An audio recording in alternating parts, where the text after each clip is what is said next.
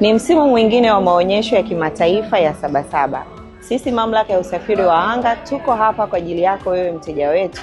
Karibu uweze kupata elimu, lakini pia kufahamu juu ya majukumu tunayoyafanya kama mamlaka, lakini pia huduma mbalimbali tunazozitoa. Tuko katika banda la Aviation House ambalo lipo mkabara na banda la Sido. Karibuni sana.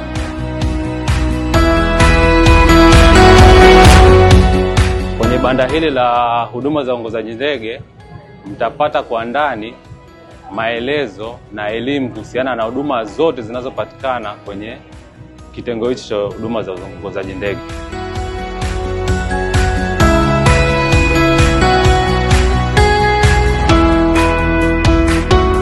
Kwa majina anaitwa Regina Mdeme, ni afisa mahusiano na malalamiko kutoka Baraza la Ushauri la Watumiaji wa Huduma za Usafiri wa Anga. Tuko hapa Sabasaba kwa ajili ya kutoa elimu kwa watumiaji wa huduma za usafiri wa anga pamoja na wananchi kwa ujumla.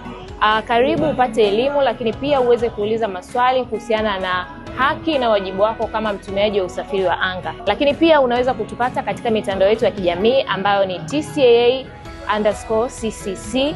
Lakini ukifika hapa Sabasaba unaweza kutupata katika banda letu ambalo lipo Aviation House. Karibu sana ili upate elimu na kupata majibu ya maswali yako. Karibu sana. Kwa majina naitwa Sadok Emil Sadok, ni afisa mtoa huduma katika chuo cha usafiri wa anga.